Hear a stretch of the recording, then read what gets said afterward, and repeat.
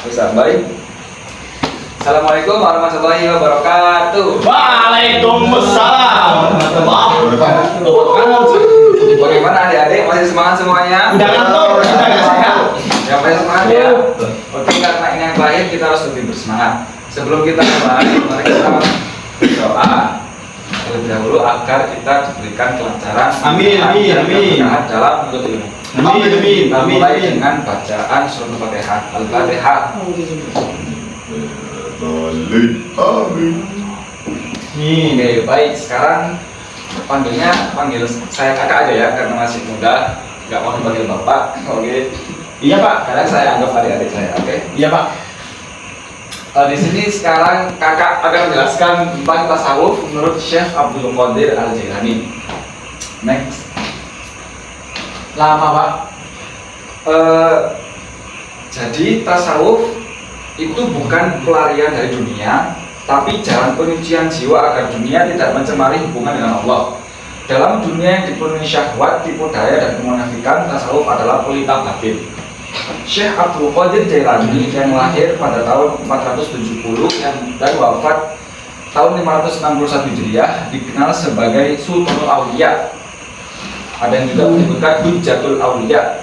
Telah menyinari umat Islam melalui tarekat dan ajaran rohani yang menembus zaman. Ia bukan hanya mursyid, tapi pemurni agama, penyatu syariat dan hakikat. Kemudian landasannya dalam Al-Quran,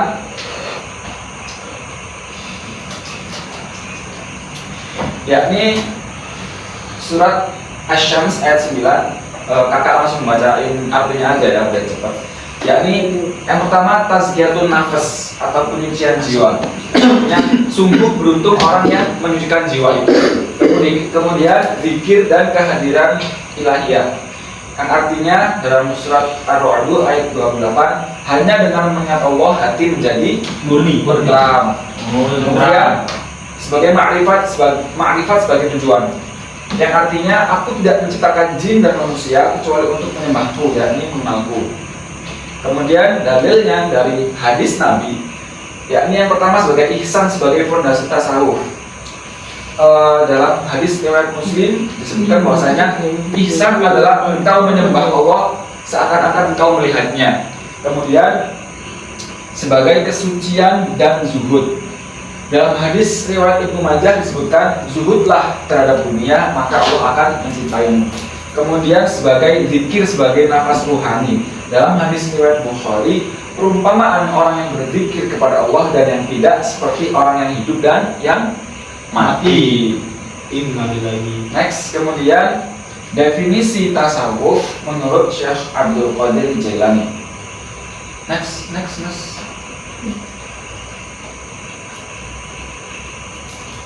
Oke.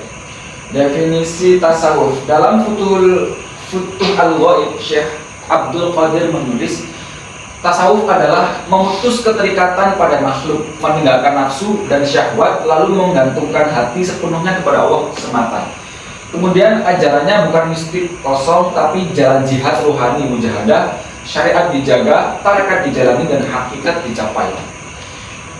Kemudian ada juga yang menyebutkan syariat itu ibarat perahu, thariqat itu ibarat lautan, kemudian hakikat itu ibarat mutiara-mutiara di dalamnya. Seperti itu ya.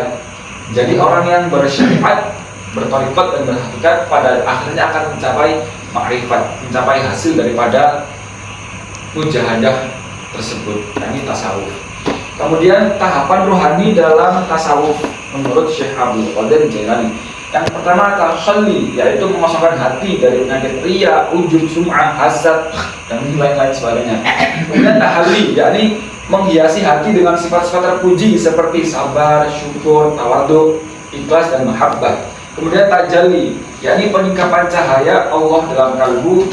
Saat ini terjadi seorang hamba mengalami fana, lenyapnya diri, hanya Allah saja yang tampak. Kemudian bisa di next. Makom dan hal dalam perjalanan spiritual. Makomat tingkatan tetap, yakni tobat, zuhud, sabar, tawakal, ridho, mahabbah, dan ma'rifah. Kemudian ahwal atau keadaan spiritual, yakni khusyuk, waro, syauq rindu kepada Allah, uns kedekatan dengan Allah, kemudian fana dan baqa. Syekh Abdul Qadir Al-Jailani menekankan bahwa fana atau lenyapnya ego hanya tercapai bagi yang telah menyempurnakan mujahadah. Ya. Kemudian dalil ahli dan ulama tentang tasawuf dan Syekh Abdul Qadir Al-Jailani. Menurut sebagian ulama seperti Imam Al-Ghazali, tasawuf adalah puncak dari ilmu syariat dan penyempurnaannya. Kemudian menurut Ibnu Taimiyah sebenarnya kita tidak mengambil referensi dari seorang ulama yang tidak mengenai tasawuf ya. Kemudian Imam Az-Zahabi beliau mengatakan Syekh Abdul Qadir adalah samudra ilmu dan cahaya, tak terhitung orang yang bertobat di tangannya. Oke, kemudian next, karomah Syekh Abdul Qadir Jailani. Sebelum kita bicara tentang karomah, kakak akan menjelaskan tingkatan-tingkatan kemampuan luar biasa yang dimiliki oleh manusia. Jadi ada beberapa tingkatan kemampuan luar biasa manusia. Yang pertama yaitu mukjizat. Nah, mukjizat adalah kemampuan luar biasa yang diberikan Allah kepada Nabi dan Rasulnya untuk membuktikan kebenaran risalah yang diembannya. Kemudian ilhas. Ilhas adalah kemampuan luar biasa yang diberikan Allah Subhanahu wa taala kepada para calon nabi dan rasul. Jadi kalau ada seorang nabi yang mau jadi nabi, itu beliau biasanya punya ilhas atau calon mukjizat lah. Kemudian karomah. Nah, di bawahnya itu ada karomah, yakni kemampuan luar biasa yang diberikan Allah kepada hambanya yang mulia, yakni waliullah. Kemudian ma'unah, yakni kemampuan luar biasa yang diberikan Allah kepada orang mukmin. Gitu ya. Jadi misalkan ada orang mukmin yang memiliki kemampuan luar biasa, IQ-nya tinggi banget, terus bisa bikin pesawat terbang, bisa bikin roket. Nah, itu namanya ma'unah gitu, bukan karomah. Kemudian istidraj, yaitu kejadian luar biasa dilakukan orang kafir atau orang biasa dengan bantuan yang tidak benar seperti jin atau yang lainnya.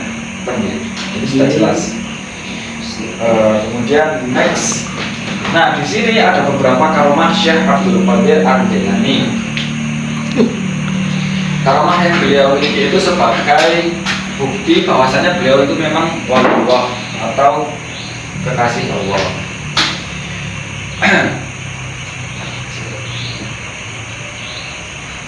Yang pertama yakni menundukkan jin dan makhluk halus, kemudian bisa berjalan di atas air, kemudian mengetahui isi hati, kemudian memberi makan dari alam gaib, kemudian menghidupkan orang yang sudah mati dan lain sebagainya. Kemudian karya-karya yang beliau tulis yakni Futuh Al-Ghaib, membahas tentang 78 khutbah sufi yang menggugah kalbu, kemudian tentang Sir Al-Asrar, yakni tentang tasawuf dan fikih secara integratif. Kemudian Al-Fatih Ar-Rabbani, kumpulan nasihat dan petuah rohani. Kemudian Jalak Al-Khatir, ungkapan hati seorang sufi. Kemudian relevansi ajaran beliau di era modern. Di zaman modern ini ada beberapa tantangan. Yang pertama, tantangan dalam kehidupan rohani para remaja khususnya. Yang pertama yakni kecemasan dan stres. Nah, dalam sudut pandang tasawuf kita bisa mengatasinya dengan zikir dan khusyuk. Kemudian hedonisme. Apa itu hedonisme anak-anak? Sifat. Itu hidup dengan glamor gitu. Oh, Hidup glamor. jiba. Apa-apa harus mewah gitu. Padahal kan nggak harus seperti itu. Solusinya yaitu zuhud dan qanaah. Ada yang tahu zuhud itu apa? Qanaah itu apa? Oh, ya nanti kakak jelasin lagi ya. Kemudian ada krisis moral. Cara mengobatinya yaitu dengan tazkiyatun nafas atau pembersihan jiwa. Kemudian individualisme egoistik. Apa itu individualisme egoistik? Egois, Lebih ke diri sendiri. iya, benar Mas Wahid. Caranya yakni dengan mahabbah dan ukhuwah ruhaniyah. Lanjut. Next. Oke, sebagai penutup, Syekh Abdul Qadir Al-Jailani telah wafat secara jasmani, namun ruh dan ilmunya terus hidup dalam hati para pencari. Beliau adalah bukti bahwa tasawuf sejati bukan penghindaran dunia, tetapi penaklukannya dengan cahaya Tuhan. Beliau juga pernah berkata, bila kau mengenal Allah, maka dunia tak lagi menawanmu. Hatimu menjadi singgasana untuknya dan dunia tunduk di bawah kakimu. Baik, demikian penjelasan mengenai tasawuf dari sudut pandang Syekh Abdul Qadir Al-Jailani. Sampai di sini dari adik-adikku sekalian ini, apakah ada yang ditanyakan? Tidak ada. Tuh, jangan tuh. Oke, kalau misalkan ada yang ditanyakan, saya yang bertanya ya. Ya, silakan. Apa perbedaan